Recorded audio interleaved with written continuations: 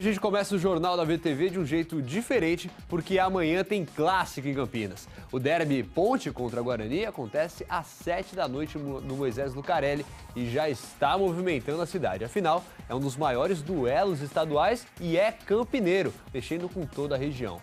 Infelizmente, esse é um confronto marcado por confusão dentro e fora do campo. Eu tô aqui no Brinco de Ouro, o derby não vai ser aqui, para falar um pouquinho da história com o historiador do Bugre, né? O José Ricardo Mariolani, é um dos principais historiadores do Guarani, vai contar algumas histórias curiosas para a gente.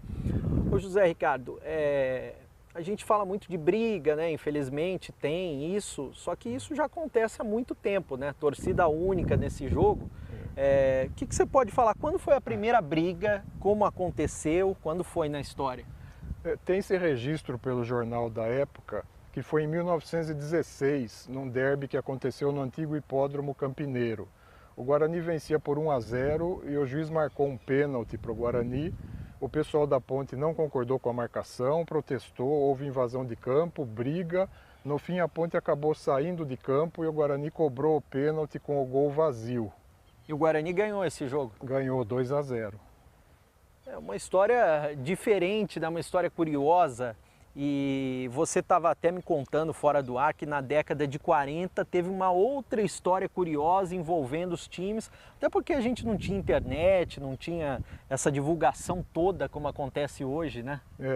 Sim, foi no dia 18 de agosto de 1946, no antigo estádio do Guarani, na rua Barão Geraldo de Rezende. O Guarani fez 3-0 logo no primeiro tempo e a Ponte achou que os gols foram irregulares e abandonou o campo. Mas o problema não terminou por aí. No dia seguinte, dirigentes deles foram a São Paulo e, não se sabe como, convenceram o juiz a entrar no carro e trouxeram o juiz de volta para Campinas para ele assinar um documento ou confessar que teria sido comprado pelo Guarani, né? Inclusive isso ficou na época, foi chamado de sequestro, né? Sequestraram o juiz. Aí diz a história que quando eles chegaram em Campinas, em alguma casa aí, alguém viu aquilo lá e achou estranho e chamou a polícia. E aí a polícia foi lá e aí desfez a situação. Você arrisca um palpite para o jogo desse sábado? 1-0 para o Guarani.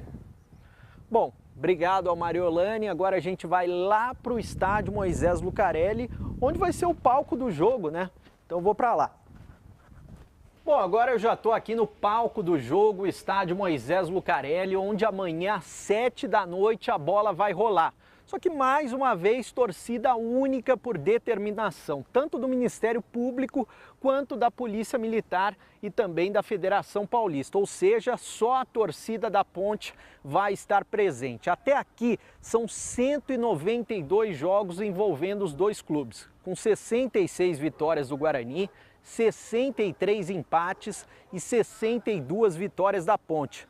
Mas você sabia que tem um resultado ainda desconhecido entre os dois? Muita gente fala naquele jogo de 1910, 1911, foi quando o Guarani passou o primeiro jogo. O resultado, 1-0 para 1, ou 1-1, foi duvidoso. Então passou a se fazer uma lenda a respeito daquilo. Eu não sei se é verdade ou não. Peri Scheibe foi um dos grandes presidentes da história da Ponte e ainda guarda boas histórias do clássico da cidade. O nosso técnico estava doente, Cilinho. Ele deixou à disposição do treinador do Júnior e, evidentemente, nós tomamos conta daquele derby. E o Cilinho, no intervalo do jogo, passou todas as coordenadas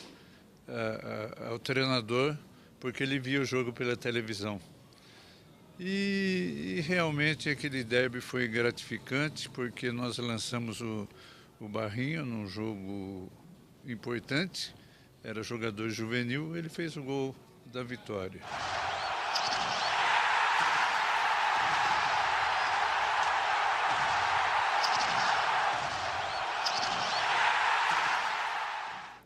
Vai ser um jogão de bola. E para o derby de amanhã, devido ao histórico de confrontos fora de campo, tem reforço na segurança. A segurança ela já vem sendo trabalhada há mais de 30 dias, né? Nós estamos fazendo reuniões com os batalhões de Campinas, com os 4 batalhões, com os órgãos da prefeitura também, para que haja um consenso da fiscalização, que ela seja uníssona, que nós tenhamos um padrão, que venha atender desde uma área imediata, nas proximidades do estádio, até em zonas expandidas, atendendo os pontos mais críticos que nós temos, como os terminais, as grandes fluxos das vias que nós temos pela cidade como um todo. As ruas aqui no entorno do estádio Moisés Lucarelli serão fechadas, caso sejam, a partir de que horário? A partir do meio-dia essas ruas já serão interditadas. Já vai haver o policiamento no local, junto com os agentes da INDEC, o apoio da Guarda Municipal também, para que haja só o fluxo dos moradores, para que se evite esse trânsito exacerbado que é normal nos dias de jogos.